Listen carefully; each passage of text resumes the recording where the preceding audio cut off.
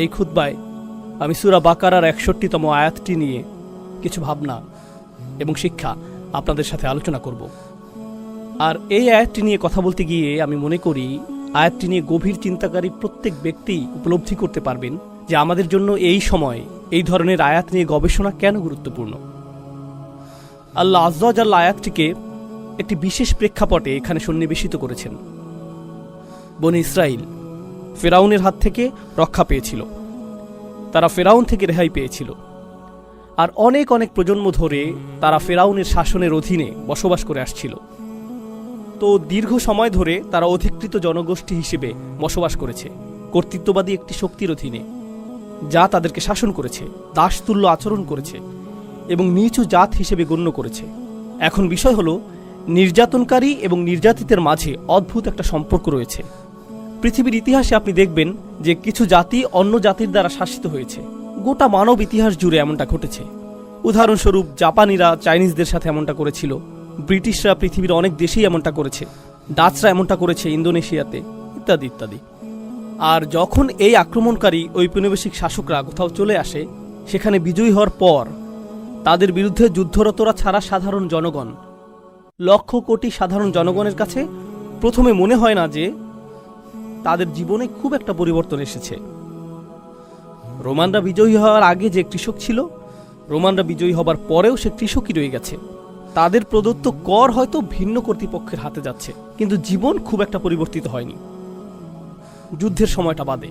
একইভাবে বিশেষত রোমান সাম্রাজ্য, মঙ্গোলীয় সাম্রাজ্য, অন্য যুদ্ধবাজ জাতিগুলো যারা গোটা পৃথিবী জুড়ে তাদের সাম্রাজ্যকে বিস্তৃত করেছে, তাদের এটা করার একটা পন্থা ছিল এই যে তারা বিদ্যমান অবস্থাতে তেমন একটা পরিবর্তন আনত না।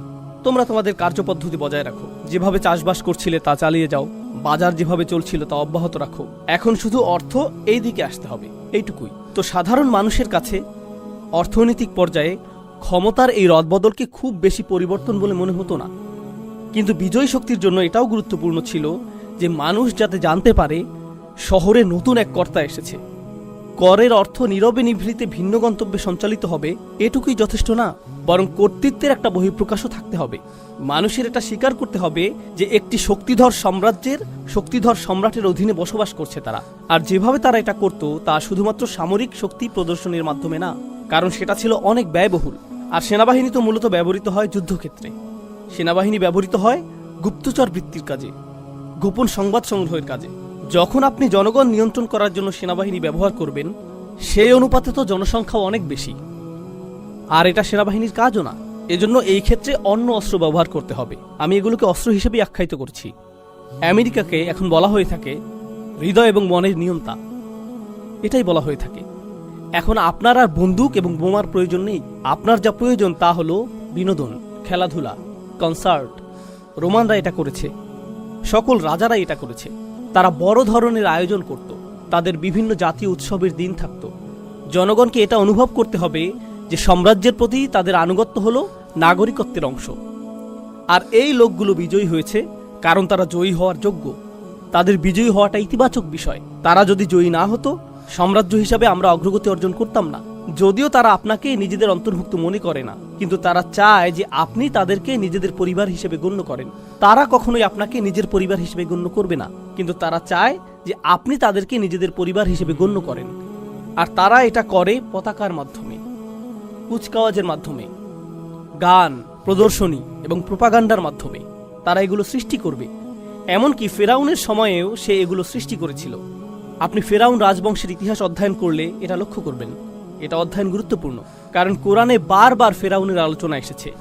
আপনি যদি প্রাচীন মিশরীয় ফেরাউন সাম্রাজ্য নিয়ে জানেন, তারা প্রচুর পরিমাণে অদ্ভুত কিন্তু ভীতিকর এবং শক্তিশালী স্মৃতিস্তম্ভ নির্মাণ করেছিল, যেমন পিরামিড, স্ফিংস এবং অন্যান্য আরও অদ্ভুত ধরনের স্থাপনা, যা দেখার জন্য এখনও মানুষ এই সকল স্থান ভ্রমণ করে।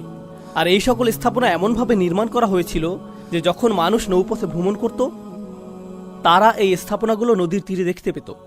ও, এই লোকদের সাথে ঝামেলা করা যাবে না, দেখো তারা কি নির্মাণ করেছে। এটা ছিল ভীতি সৃষ্টির একটা মাধ্যম। কোরআনে আল্লাহ আজ্জা ওয়া জাল্লা পূর্ববর্তী জাতিগুলোর ব্যাপারে এই বিষয়টি বর্ণনা করেছেন। যেমন হুদ আলাইহিস সালামের জাতি, তারাও এটা করত। তারা মূর্তি এবং বিশালাকার স্থাপনা নির্মাণ করত, অন্য কোনো কারণে না। বরং একটা ভাবমূর্তি, একটা প্রভাব সৃষ্টির জন্য। ঠিক তো এটা কোনো একটা বিষয়ের প্রতীক। আপনারা জানেন, যখন আমেরিকার বিদ্রোহীরা ব্রিটিশ সাম্রাজ্যের বিরুদ্ধে যুদ্ধ করেছিল, তখন ফ্রেঞ্চরা যেহেতু ব্রিটিশদেরকে ঘৃণা করত, ব্রিটিশদেরকে মানসিক যন্ত্রণা দেওয়ার জন্য তারা স্ট্যাচু অফ লিবার্টি উপহার দিয়েছিল, ফ্রান্স এবং আমেরিকার মাঝে মৈত্রী সম্পর্কের প্রতীক স্বরূপ। আর স্ট্যাচু অফ লিবার্টি কিসের প্রতিনিধিত্ব করে? স্বাধীনতা, বাক স্বাধীনতা, ধর্মের স্বাধীনতা, মত প্রকাশের স্বাধীনতা, মানুষ হিসেবে যেমন ইচ্ছা বাঁচার স্বাধীনতা। যদিও ফ্রান্স এই স্বাধীনতাগুলো উদযাপন করে, সেখানে হিজাব পরিধান করলে আপনি চাকরি পাবেন না। বায়োডাটাতে আপনার নামে মোহাম্মদ উল্লেখ করলে চাকরির ইন্টারভিউর জন্য ডাক পাবেন না। সেই ব্যক্তি যিনি একজন সাদা চুলের, সাদা চামড়ার আলজেরিয়ান, তার নাম আব্দুল করিম, তিনি একটি চাকরির আবেদন করেছেন, কিন্তু তিনি তা পেলেন না। তিনি নিজের নাম পরিবর্তন করে জেক রাখলেন, আর সাথে সাথেই চাকরির ডাক পেয়ে গেলেন। এটাই স্বাধীনতা। কিন্তু এটা শুধু একটা প্রতীক। এটা মানুষকে দেখানোর জন্য যে এর প্রতিনিধিত্ব আমরা করি, এটাই আমরা উদযাপন করি। এটা করা হয় পতাকা এবং এই জাতীয় অন্যান্য জিনিসের মাধ্যমে। এখন বেশিরভাগ মানুষের ক্ষেত্রে কি ঘটে? বেশিরভাগ মানুষের ক্ষেত্রে এই সাম্রাজ্যগুলো যা করেছিল তা হলো, এই মানুষগুলো পৃথিবীর সম্পর্কে যেরকম চিন্তা করে তা নিয়ন্ত্রণ করত। আপনি যদি সেই সময় বসবাস করতেন, তাহলে তারা চাইতো যে তাদের মতো করে জগৎ আপনি চিন্তা করেন। তারা চায় সেভাবে আপনি জগৎকে দেখুন, যেভাবে তারা আপনাকে দেখাতে চায়। আর সেটা ছিল তাদের সবচেয়ে শক্তিশালী অস্ত্রগুলোর একটি। বনি ইসরায়েল ছিল দাসতুল্য। মিশরীয় সমাজে তারা ছিল দাসতুল্য। আর মুসা আলাইহিসসালাম তাদেরকে সেই দাসত্বের শৃঙ্খল থেকে মুক্ত করেছিলেন। এখন তারা মুক্ত। তারা রয়েছে মরুভূমিতে। মিশরীয় সেনাবাহিনী ডুবে গিয়েছে, তারা ধ্বংসপ্রাপ্ত হয়েছে। এখন তারা মুক্ত, কিন্তু আসলে তারা মুক্ত নয়। কারণ প্রকৃত আক্রমণটি সামরিক আক্রমণ ছিল না, প্রকৃত আক্রমণটি ছিল মানসিক আক্রমণ। তারা শারীরিক বিবেচনায় মুক্তি পেয়েছিল বটে, কিন্তু মানসিকভাবে তারা মুক্ত হতে পারেনি। তারা মানসিকভাবে মুক্ত হতে পারেনি। তারা এখন একরকমভাবে মুক্ত। আমি আপনাদেরকে একটা উপমা প্রদান করছি। ধরুন কেউ কারাগারে রয়েছে, মিথ্যা অভিযোগে তাকে কারাগারে বন্দী করা হলো, আর 20 বছর কারাগারে কাটানোর পর সে মুক্তি পেল। যখন সে মুক্তি পায়, সে আবারও সূর্য দেখতে পায়, সে আবারও স্বাভাবিক খাবার খেতে পায়, সে আবারও বন্ধুত্ব তৈরি করতে পারে। সে কি আর কখনো কারাগারের পোশাক পরিধান করতে চাইবে? আমি সেই পোশাকগুলো মিস করছি। সে কি এটা বলবে? সে কি এটা বলবে যে কারাগারে যে তরল ধরনের খাবার দেওয়া হতো, সেই খাবারটা আমি খুব মিস করছি। আমি মুরগির মাংস খেতে চাই না, আমি গরুর মাংস খেতে চাই না, আমি বারবিকিউ খেতে চাই না, আমি সেই পুরাতন নোংরা পাত্রটি চাই। আর আমি অন্ধকারাচ্ছন্ন স্থানে বসে খাবার খেতে চাই যেখানে ইঁদুর ঘুরে বেড়ায়, কারণ আমি সেগুলো মিস করছি। কেউ সেটা করবে না, কেউই সেটা করবে না। প্রকৃতপক্ষে সে যদি একটা ইঁদুর দেখে, অথবা সে যদি কারাগারের খাবারের পাত্রটির মতো একটা পাত্র দেখতে পায়, তার স্মৃতিতে সেটা ভেসে উঠতে পারে। তার হয়তো পুরনো দিনের কথা মনে পড়ে যেতে পারে। সে হয়তো কান্না শুরু করে দিতে পারে। তার সেটা মনে পড়ে যায় যখন সে কোনো পুলিশ অফিসারকে দেখে। তার হৃদয়ের মধ্যে আতঙ্ক অনুভব করতে পারে, কারণ সে এই অবস্থার মধ্য দিয়ে গিয়েছে। এমনকি সে কারাগারের পাশ দিয়ে যাতায়াত করতে পারে না। এটা তার জীবনের ভয়ঙ্কর কালো অধ্যায়ের কথা স্মরণ করিয়ে দেয়। সে ভুলে যেতে চায় এই মানুষটি মুক্তি লাভ করেছে এবং এখন সে মুক্তির স্বাদ উপভোগ করতে চায়। সে স্বাধীনতার স্বাদ উপভোগ করতে চায়। তো মুসা আলাইহিসসালাম তাদেরকে নিয়ে মরুভূমিতে চলে গেলেন। এটা মরুভূমি, কোনো বাগান নয়। এখানে বিচিত্র খাবারের সুব্যবস্থা নেই, এখানে প্রচুর পরিমাণে ছায়া নেই। তো আল্লাহ ছায়ার ব্যবস্থা করলেন। ওয়াযাল্লালনা আলাইহিমুল গমাম, তাই না? ওয়া আনজালনা আলাইকুমুল মান্না ওয়াসসালওয়া। তো আল্লাহ তাদের জন্য মান্না এবং সালওয়া প্রেরণ করলেন। খাবারের ব্যবস্থা হয়ে গেল। টিকে থাকার জন্য প্রয়োজন ছিল পানি, যা এসেছে 12টি ঝর্ণাধারা থেকে। ফানফাজারাত ইসনাতা আশারাতা আইনা, 12টি ঝর্ণাধারা দেয়া হয়েছিল। আমিষের ব্যবস্থা করা হয়েছিল, সালোয়ার ব্যবস্থা করা হয়েছিল, এই পাখির ব্যবস্থা করা হয়েছিল। এই পাখি শিকার করে তারা মাংস আহার করতে পারত। আমিষ এবং চর্বির প্রয়োজন পূরণ হলো। মান্না হলো এক ধরনের গম যা তারা উৎপন্ন করত। তো তাদের জন্য শর্করার ব্যবস্থা করা হলো। পানিরও অভাব ছিল না। এটি ছিল পরিপূর্ণ পুষ্টির একটা ব্যবস্থা। তারা সেখানে কোনো সমস্যা ছাড়া টিকে থাকতে পারত পূর্ণ স্বাধীনতা সহকারে। তবে এই মানুষগুলো যারা শারীরিকভাবে মুক্ত হয়েছিল ঠিকই, কিন্তু তখনও মানসিক দাসত্বে আবদ্ধ ছিল। আর 61 নম্বর আয়াতে তারা মুসা আলাইহিসসালামের কাছে আসলো। আল্লাহ বলছেন, ওয়া ইয কুলতুম, স্মরণ করো যখন তোমরা মুসাকে বলেছিলে, লান নাসবিরা আলা তাআমিন ওয়াহিদ, আমরা শুধু এক ধরনের খাবার খেতে পারবো না, একই খাবার বারবার খাওয়ার ধৈর্য আমাদের নেই। দুপুরের খাবার কি? মান্না এবং সালোয়া। রাতের খাবার কি? সালোয়া এবং মান্না। একই জিনিস বারবার। আমি আর এটা পারছি না। কাম অন, কিছুটা বৈচিত্র্য নিয়ে আসো। তো তারা মুসা আলাইহিস সালামের কাছে আসলো, আর অভিযোগের এই অংশে তারা বলল, ফাদউ লানা রাব্বাক ইখরিজ লানা মিম্মা তুমবিতুল আরদু মিন বাকলিহা ওয়া কিসাইহা ওয়া ফুমিহা ওয়া আদাসিহা ওয়া বাসলিহা। তারা বলল, কেন তুমি তোমার প্রভুর কাছে দোয়া করছো না? তার উচিত আমাদের জন্য আরো বিচিত্র ধরনের সবজির ব্যবস্থা করা, যেমন ডাল, পেঁয়াজ, কিছুটা তরকারি থাকা তো প্রয়োজন, কিছু মশলা তো থাকা প্রয়োজন। এই জিনিস খেয়ে যেতে পারবো না। আমরা কি আল্লাহর কাছে ভালো খাবারের অর্ডার করতে পারি না? এটাই তারা জিজ্ঞেস করছে। এটা কেন গুরুত্বপূর্ণ? কেন আল্লাহ এই সকল সবজির নাম উল্লেখ করলেন? মজার বিষয় হলো, এইগুলো ছিল মিশরের জনপ্রিয় সবজি, আর তারা তাদের মিশরীয় প্রভুদের সব সময় এই খাবার খেতে দেখেছে। আর তাদের কাছে সেখানে সম্ভবত এটা তো শুধুমাত্র দুইটা খাবারের মিশ্রণ, সেই খাবারের কিছুটা অবশিষ্টও ছিল। আমি আপনাদেরকে উপমা দিয়েছি যে তারা কারাগারের খাবার মিস করে, তাই না? এখন তোমরা মুক্ত হয়ে গিয়েছো, কিন্তু তোমাদের মস্তিষ্ক এখনো কারাগারের মধ্যে রয়েছে, আর তোমরা সেই খাবারই চাইছো যা কারাগারে থাকতে উপভোগ করতে। আর তোমাদের নবীকে জিজ্ঞেস করছো, হ্যাঁ স্বাধীনতাটা চমৎকার, কিন্তু আমরা কি জেলখানার খাবারে আবার ফিরে যেতে পারি? মুসা আলাইহিস সালাম উল্লেখযোগ্য একটা জবাব দিয়েছিলেন। এটা শুধু খাবার নিয়ে ছিল না, এটা শুধু খাবার নিয়ে ছিল না। পৃথিবীর সবচেয়ে শক্তিধর সাম্রাজ্যের অধীনে আমরা বসবাস করেছি। পৃথিবীর অন্য সকল জাতি ফেরাউনের ভয়ে ভীত ছিল। আমাদের ফেরাউনি নাগরিকত্ব ছিল। সর্বশ্রেষ্ঠ পরাশক্তি মিশরের পাসপোর্ট ছিল আমাদের, আমাদের গ্রিন কার্ড ছিল, সব কিছু ছিল আমাদের। এই সব কিছু ত্যাগ করে এখন আমরা মরুভূমিতে এসে পড়েছি। এই পাখি আর রুটি খাচ্ছি, এটাই স্বাধীনতা? এখানেই তুমি আমাদের নিয়ে এসেছো। আমরা পৃথিবীর 1 নম্বর জাতি থেকে পালিয়ে এসেছি, আর তুমি এভাবে আমাদের জীবনযাপন করতে বলছো? লক্ষ্য করুন, তারা 1 নম্বর জাতি ছিল না, তারা ছিল 1 নম্বর জাতির দাস। কিন্তু তাদের চিন্তায় আমরাই 1 নম্বর জাতি। কারণ মিশরীয় প্রভুরা তাদের মধ্যে এই ধারণা সৃষ্টি করেছিল যে তারা সেই সাম্রাজ্যের অংশ, যদিও আপনি আসলে একটা পতঙ্গ যা তারা তাদের পায়ের নিচে পিষ্ট করে। আপনি আসলেই পতঙ্গ ছিলেন যা তারা পিষ্ট করে। তারা এমনটাই ছিল। উদাহরণস্বরূপ, আমেরিকার রাজনীতিতে কিছু মানুষ ডোনাল্ড ট্রাম্পের জন্য পাগল ছিল, তার জন্য তারা উন্মত্ত ছিল। অনেক খ্রিস্টানরা জিসাসের চেয়েও ট্রাম্পের প্রতি বেশি আগ্রহী ছিল, আমরা এটা দেখেছি। আর এই মানুষগুলোর ঠিকমতো বিদ্যুৎ বিল পরিশোধ করতেও কষ্ট হয়ে যায়। তারা কোনো রকমে টিকে আছে, কিন্তু যখন ট্রাম্প আসে, ইয়ে আমরা আপনাকে ভালোবাসি, আর সে বলে আমিও তোমাদেরকে ভালোবাসি, সে আপনাদের কাউকেই ভালোবাসে না। কিন্তু সে অত্যন্ত সফলভাবে আপনাদের মাঝে এই ধারণা সৃষ্টি করেছে যে তাকে আপনাদের ভালোবাসা উচিত। সে সফলভাবে এটা করেছে। এটা ফেরাউনের কৌশল, ইতিমধ্যে এটা উল্লেখ করা হয়েছে। তো তারা ছিল দাস, কিন্তু সেখান থেকে মুক্তি পেয়েও সেই পুরাতন জিনিসই তারা চাইছে। ঔপনিবেশিক প্রভু তাদেরকে যা দিয়েছিল তাই তারা চায়। তারপর মুসা আলাইহিস সালাম বললেন, ইহবিতু মিসরান। এখানে মিশ্রণ শব্দটি আসলেই উল্লেখযোগ্য একটা শব্দ। আরবি ভাষায় মিশ্রণ অর্থ হলো গ্রামীণ উন্মুক্ত এলাকা। এখানে বলা যেত বালাদান, আরদান অথবা ওয়াদিয়ান, এই ধরনের যে কোনো শব্দই বলা যেত, কিন্তু আল্লাহ মিশ্রণ শব্দটি বাছাই করেছেন তানবিন সহকারে। মিশ্রণ এর শেষে নুন ধ্বনিটি শুনতে পাওয়া যায়, মিশ্রণ। কিন্তু মিশরের জন্য আরবিতে ব্যবহৃত শব্দটি হলো মিশ্র, তানবিন ছাড়া। এটাকে বলা হয় মামনু মিনাস সরফ।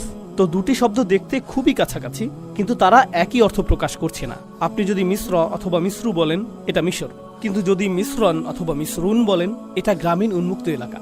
কিন্তু শব্দ দুটি খুবই কাছাকাছি।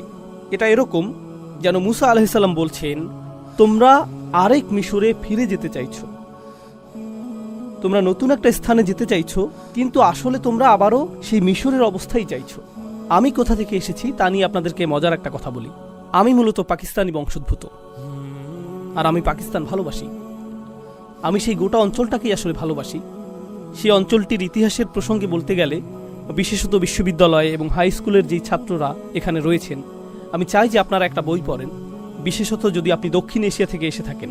যদি আপনি ভারত, পাকিস্তান, বাংলাদেশ, আফগানিস্তান, এমনকি শ্রীলঙ্কা এবং সেই অঞ্চলের অন্যান্য দেশ থেকে এসে থাকেন, আপনি বইটি পড়েন। বইটির নাম Islam and the English enlightenment. Islam and the English enlightenment. আমি চাই যে আপনি এই বইটি পড়েন। তো মূল কথায় আসি, ব্রিটিশরা ভারতকে উপনিবেশ করেছিল। তারা হিন্দু, মুসলিম, শিখদেরকে একটা সময় ধরে শাসন করেছে। ভারতীয়রা স্বাধীনতা আন্দোলন করেছে, বিশেষত মুসলিমরা লড়াই করেছে। দীর্ঘ সময় এতে কোনো ফল হয়নি। এদের তো পরস্পর শত্রু হওয়ার কথা ছিল। শত্রুর সব কিছুকে আপনার ঘৃণা করা উচিত, কিন্তু সেই শত্রু অত্যন্ত সফলভাবে এটা শিখাতে সক্ষম হয়েছিল যে যদি তুমি আমার ভাষায় কথা বলো তাহলে তুমি সাফল্য অর্জন করবে, যদি তুমি আমার মতো পোশাক পরো তাহলে তুমি সাফল্য অর্জন করবে, যদি তুমি আমার মতো খাবার গ্রহণ করো তাহলে তুমি সফল হতে পারবে, যদি তুমি আমার মতো কথা বলো, যদি তুমি আমার মতো আচরণ করো, যদি তুমি আমার মতো দেখতে হও, যদি তুমি ভান করো যে তুমি আসলে আমি, তোমার গায়ের রং শ্যামলা হলেও যদি ভান করো যে তুমি সাদা চামড়ার মানুষ, তাহলে আসলেই তুমি সফল হতে পারবে। ব্রিটিশরা কিন্তু খুবই ছোট একটা জাতি, না জানলে জেনে রাখুন। আমি অনেকবার ইংল্যান্ডে গিয়েছি। আপনি গাড়ি চালিয়ে কয়েক ঘন্টার মধ্যেই গোটা দেশটি অতিক্রম করতে পারবেন। যখনই আমি গাড়ি চালিয়েছি দেখেছি যে এর বেশিরভাগই ফসলের জমি। একটা শহর ফসলের জমি, আরেকটি শহর ফসলের জমি। আমি এটা দেখেছি আর বলেছি, ইয়া আল্লাহ, কোথায় এই লোকগুলো আর কোথায় গোটা পৃথিবী, কিভাবে এটা সম্ভব হয়েছে? আর আপনি যদি ইংল্যান্ডের ইতিহাস পাঠ করেন, তারা একে অপরকে হত্যা করতে উদ্যত হয়েছিল, তাদের রাজারা একে অপরকে হত্যা করতে উদ্যত হয়েছিল। আর তারা সেখান থেকে এমন এক সময় শুরু করে যখন তাদের গোটা সেনাবাহিনী এমনকি ৬০-৭০ হাজারও ছিল না। যদি আপনি বাড়িও ধরতে চান, বড়জোর তাদের সৈন্য ছিল ২ লাখ, আর মুঘল সৈন্য ছিল অনেক বেশি। ২০ থেকে ৭০ লাখের মধ্যে এই সংখ্যা উঠানামা করত। কিভাবে এটা ঘটল? এটা সামরিকভাবে ঘটেনি, ভিন্ন কিছু সেখানে ঘটে যাচ্ছিল। আর আমাদের জানতে হবে যে এই আধিপত্য কিভাবে কাজ করে। হ্যাঁ, সামরিক বিষয়টাও রয়েছে, কিন্তু এখানে অন্য প্রক্রিয়া, অন্য অস্ত্রও ব্যবহৃত হয়েছে। আর সেই অস্ত্রের বিষয়টি হলো, এমনকি যখন মানুষ ব্রিটিশদের কাছ থেকে স্বাধীনতা অর্জন করে, এমনকি যখন মানুষ আলজেরিয়াতে হত্যার শিকার হয়েও ফ্রেঞ্চদেরকে বিতাড়িত করেছে, তারা হয়তো ফ্রেঞ্চদেরকে বিতাড়িত করতে পেরেছিল, কিন্তু একটি ফ্রেঞ্চ ভিতরে রয়ে গিয়েছে। তারা ব্রিটিশদের বিতাড়িত করেছে, কিন্তু একটি ব্রিটিশ ভিতরে রয়ে গিয়েছে। আর অবস্থা যখন এমন হয়, এই অবস্থায় আপনি পাকিস্তানের মতো একটা দেশে যেতে পারেন, যা আমি ভালোবাসি। পাকিস্তানের অনেকগুলো ভাষা নিয়ে গড়া চমৎকার ঐতিহ্য রয়েছে। এর মধ্যে অনেক ভাষা মৃতপ্রায়। সেখানে আপনি যদি একটি রেস্টুরেন্টে যান আর উর্দু ভাষায় কথা বলেন, তাহলে ওয়েটার আপনার দিকে বিরক্তি ভরে তাকাতে পারে। কিন্তু আপনি যদি একই কথা ইংরেজিতে বলেন, এর উপরে আপনি যদি আমেরিকান উচ্চারণে এটা বলেন, please sir, this way sir, আপনি পরীক্ষা করে দেখতে পারেন। আপনি স্যুট পরিধান করে সেখানে প্রবেশ করে ইংরেজিতে কথা বলুন, এরপর বেরিয়ে যান, পোশাক পরিবর্তন করে দেশীয় পোশাক পরুন, তারপর আবার প্রবেশ করে উর্দু ভাষা বলুন। সম্পূর্ণ ভিন্ন আচরণ পাবেন। আর এটা আমেরিকাতে ঘটছে না, আমেরিকাতে ঘটছে না, কানাডাতেও ঘটছে না, ইংল্যান্ডেও ঘটছে না। এটা ঘটছে মুসলিম বিশ্বে। আর শুধুমাত্র পাকিস্তানেই না, এটা ঘটছে ভারতে, বাংলাদেশে, ইন্দোনেশিয়াতে, মালয়েশিয়াতে, এটা ঘটছে উত্তর আফ্রিকায়, সমগ্র মুসলিম বিশ্বে। জানেন মূলত বিষয়টা কি? আমরা আমাদেরকে মুক্ত করেছি, আমরা এটা করেছি, কিন্তু আসলেই কি আমরা করেছি? এটা এমন যেন আমরা আরেকটি মিশর চাইছি। আপনি আরেকটি মিশর চাইছেন। আর যারা এখানে তরুণ প্রজন্মের কাছে মনে হবে, আমি তো কানাডায় জন্ম নিয়েছি, আপনি কিসের কথা বলছেন? এই কথাগুলোর সাথে আমি সম্পর্ক খুঁজে পাচ্ছি না। হ্যাঁ, আপনাকে নিয়ে কিছু কথা বলি। জানেন আপনার ঔপনিবেশিক প্রভুকে? বিভিন্ন ব্র্যান্ডের নাম, নেটফ্লিক্সের প্রতি আপনার আনুগত্য, খেলায় আপনার প্রিয় দলটির প্রতি উপাসনা, এই উপায়ে আপনার নতুন প্রভুরা আপনাকে ব্যস্ত রাখছে। এটা আপনাকে নতুন মডেলের গাড়ি নিয়ে ব্যস্ত রাখছে, মোবাইল যা সম্প্রতি বাজারে এসেছে, যার এমন ক্যামেরা রয়েছে যেটি ঠিক আপনার আগের ফোনের ক্যামেরার মতোই, কিন্তু নতুন ফোনটি ছাড়া আপনার কাছে জীবন অসম্পূর্ণ মনে হয়।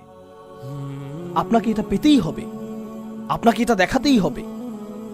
আপনি এমন গণতন্ত্র নিয়ে গর্বিত, এমন গণতন্ত্রে বসবাস করে গর্বিত, যা অত্যন্ত ব্যস্ত রয়েছে গোটা পৃথিবীর গণতন্ত্র ধ্বংস করার কাজে। কিন্তু আপনি গণতন্ত্র নিয়ে গর্বিত। কমপক্ষে আমাদের তো অধিকার রয়েছে, আমাদের তো গণতন্ত্র রয়েছে। আর অন্য দেশের বিশৃঙ্খলাগুলো আমাদের চোখে ধরা পড়ে। তো এই আয়াতের মাধ্যমে আমি আপনাদের যা বলতে চাচ্ছি তা হলো, মুসা আলাইহিস সালাম তাদেরকে একটি সতর্কতা প্রদান করেছিলেন। এটাই যদি তোমরা চাও, তোমরা যদি আবারও দাসত্বের জীবন চাও, শারীরিকভাবে না হলে মানসিকভাবেও যদি তা চাও, তাহলে এগিয়ে যাও। নতুন এক মিশরে চলে যাও। এইবার তোমাদের শাসন করতে ফেরাউন আসবে না। ফেরাউন তোমাদের নিজেদের মাথাতেই রয়েছে, আর তোমরা নিজেকেই নিজে ঔপনিবেশিক দাস বানিয়ে রেখেছো। এটা অটো পাইলট। সর্বোত্তম দাস তো সেই যার জন্য আপনার কারাগার তৈরিরও প্রয়োজন নেই, সাশ্রয়ী দাস। এই দাসটি এমন দাস যে মনে করছে যে সে মুক্ত, এটা সহজতম পন্থা। এটা অসাধারণ। ব্যাংকিং ব্যবস্থা উন্নতির আগে এবং কর ব্যবস্থার উন্নতির আগে একটা সময় ছিল যখন রাজা সৈন্য প্রেরণ করত। এই সৈন্যবাহিনী এসে প্রতিটা ঘর থেকে অর্থ সংগ্রহ করত। পদ্ধতিটা এখন অনেক স্মার্ট হয়ে উঠেছে। তখন সেনাবাহিনীর জন্য খরচ করতে হতো, ঘোড়ার জন্য খরচ করতে হতো, ঘোড়ার গাড়ির একটা খরচ ছিল, যাতায়াতের একটা খরচ ছিল, তারপর তারা অর্থ সংগ্রহ করত। এভাবে মাঝখানে অনেক অর্থ খরচ হয়ে যেত। এখন স্বয়ংক্রিয় বিলিং সিস্টেম তৈরি করা হলো। মানুষ যখন মহাসড়কে গাড়ি চালাবে, তাদের কাছ থেকে স্বয়ংক্রিয়ভাবে টোল আদায় হয়ে যাবে। তারা বুঝতেও পারবে না, তারা অনুভব করবে যে তারা স্বাধীন। রাস্তার দৃশ্যটি কত চমৎকার। তারা এভাবে ডাকাতের শিকার হয়েও হাসতে থাকবে। তারা হাসতে থাকবে যখন আয়ের উপর কর প্রদান করবে। এক বোতল দুধ কেনার জন্য তারা কর প্রদান করবে, তারপর সেই বোতল রিসাইকেল করার জন্য আবার কর প্রদান করবে। একটি গাড়ি কিনতে, গাড়িটি পার্ক করতে, নষ্ট গাড়িটি সারাতে তারা কর প্রদান করবে। আমরা শুধু তাদের অর্থ নিতেই থাকব, আর তারা হাসতে থাকবে আর বলবে, এটা তো চমৎকার। এটা ফেরাউনের চেয়েও অনেক কার্যকর দাস ব্যবস্থা। ফেরাউন এটা দেখলে গর্বিত হতো। ফেরাউনও বলতো, এটা অসাধারণ। ইহবিতু মিসরান ফাইন্না লাকুম মা সাআলতুম। আর আপনি যদি এই মানসিক দাসত্ব থেকে মুক্ত হতে না পারেন, এর পরিণাম কি? আলোচনাটি আমি আর দীর্ঘায়িত করতে চাই না, হাতে সময় সীমিত। শুধু একটা বিষয় বলছি। আল্লাহ বলেছেন এর পরিণতি কি? এটা সহজ। কোরআনে অনেকগুলো নিয়ম বা বিধান রয়েছে।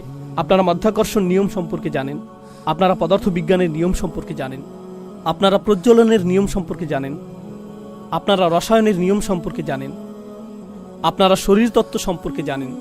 আপনি যদি বিষাক্ত কোনো খাবার গ্রহণ করেন, আপনার শরীর ক্ষতিগ্রস্ত হবে। এমন নিয়ম রয়েছে যা এটা বর্ণনা করে। এমন বিধান কার্যকর রয়েছে। আল্লাহ নির্দিষ্ট বিধান কার্যকর করে রেখেছেন। আপনি নিজের হাতকে আগুনের মধ্যে প্রবেশ করাতে পারবেন না। এখানে প্রজ্বলনের বিধানটি কাজ করবে, তাই না? সবকিছুরই কার্যকারণ থাকবে এবং এর ফলাফলও থাকবে। ঠিক একইভাবে কোরআনে আল্লাহ আমাদেরকে আরেক ধরনের কার্যকারণ এবং ফলাফলের কথা বলেছেন। আল্লাহ যদি এটা শিক্ষা না দিতেন, আমরা কখনোই তা জানতাম না।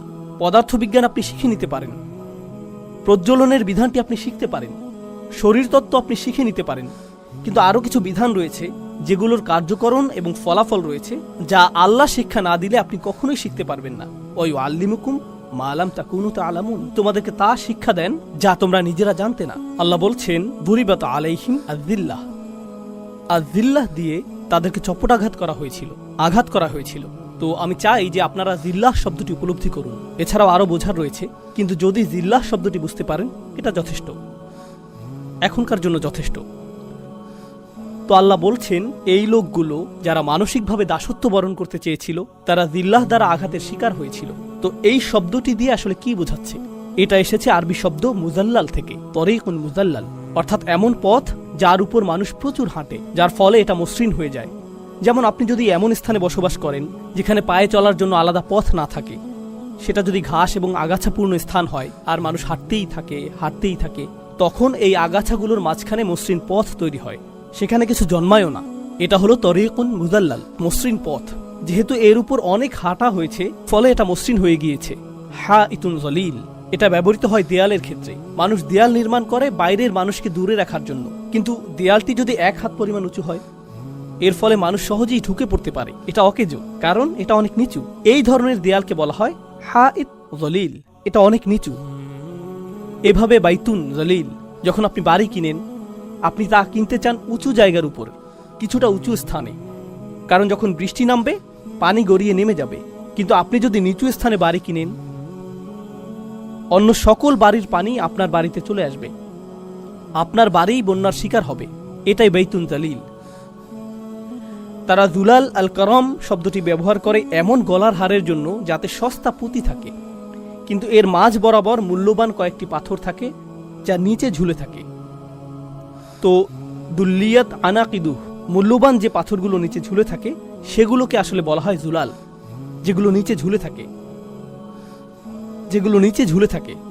মুহাম্মদ হাসান হাসান জাবাল কর্তৃক লিখিত আরবি ভাষার বিখ্যাত অভিধানে তিনি এই ব্যাপারে বলেছেন, নাকসুস ইরতিফা ইশাই, কোনো কিছু উঁচু ছিল কিন্তু এখন তা নিচু হয়ে গেল, এটাই দলিল।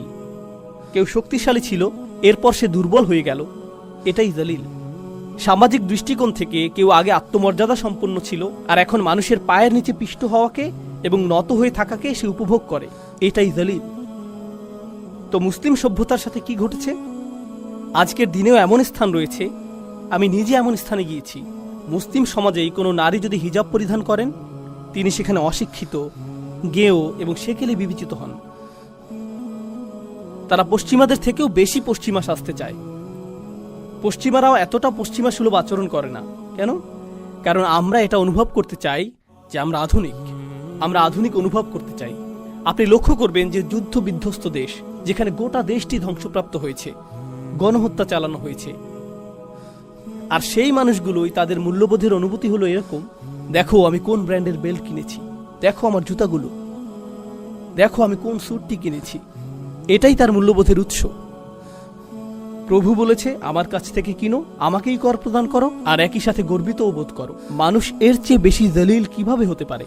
মানুষ এর চেয়ে নিচে আর কিভাবে নামতে পারে? এটা হালাল এবং হারামের বিষয় না। আমি চাই যে আপনারা বিষয়টা উপলব্ধি করুন। এটা হারামের সাথে সম্পর্কিত না, এটা আত্মমর্যাদার বিষয়। আমি সমাপ্তি টানছি এই বলে যে পৃথিবীর সকল সংস্কৃতি হলো আদম আলাইহিস সালামকে যা দেয়া হয়েছিল তা থেকে আগত। আনজালনা আলাইকুম লিবাসান ইউআরি সাওআতিকুম ওয়ারিশা। আদম আলাইহিস সালামকে বলা হয়েছিল, আল্লাহ তোমার জন্য পোশাক প্রেরণ করেছেন যাতে তোমার লজ্জাস্থানকে আবৃত করতে পারো। তো আপনি যদি পরিধান করেন বাংলাদেশি পোশাক, পাকিস্তানি পোশাক, আফগানি পোশাক, আমেরিকান পোশাক, ব্রিটিশ পোশাক, জাপানি পোশাক, এই সবগুলোরই সূচনা হয়েছে আদম আলাইহিস সালামকে যা প্রদান করা হয়েছিল তা থেকে।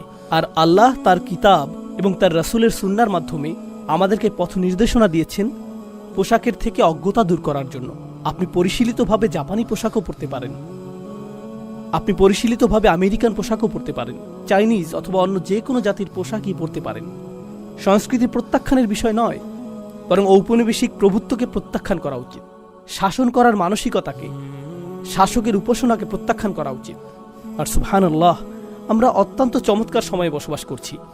এই সময়ে আমাদের জন্য এই ধরনের আয়াত নিয়ে গভীর চিন্তা করার মাধ্যমে বিশেষত তরুণ প্রজন্মের কাছে একটা সুযোগ রয়েছে ঔপনিবেশিক মানসিকতা থেকে উম্মাকে মুক্ত করার, যা মুসলিম চিন্তাকে আচ্ছন্ন করে রেখেছে 1 শতাব্দীরও বেশি সময় ধরে। মুসলিমরা হলো পৃথিবীর বুকে শক্তিশালী একটা জনগোষ্ঠী। আমরা বেশ কয়েক শতাব্দী ধরে ঘুমিয়ে আছি। আমাদের কিছুটা খারাপ সময় পার করছি, আমরা শুধুমাত্র খারাপ সময় পার করছি, কিন্তু এর অর্থ এটা না যে আমরা দুর্বল, আমরা ঘুমন্ত সিংহ। আমরা জেগে উঠতে শুরু করছি। গাজায় যা ঘটে যাচ্ছে তা শুধুমাত্র পৃথিবীর জন্য চক্ষু উন্মোচনকারী নয়। এটা শুধু আমেরিকানদের সচেতন করা না যে আমরা বাক স্বাধীনতার কথা বলে থাকি কিন্তু তা আসলে আমাদের নেই। আমরা মত প্রকাশের স্বাধীনতার কথা বলে থাকি কিন্তু আসলে তা আমাদের নেই। আমরা প্রতিবাদ মিছিলের স্বাধীনতার কথা বলে থাকি কিন্তু তা আসলে আমাদের নেই। এটা শুধুমাত্র আমেরিকানদেরকে এই গুরুত্বপূর্ণ বিষয়গুলো নিয়ে সচেতন করা না, বরং এই চিন্তাও জাগ্রত করা যে তারা আমাদেরকে দাসের মতোই বিবেচনা করেছিল আর অদৃশ্য বেড়া তৈরি করে রেখেছিল।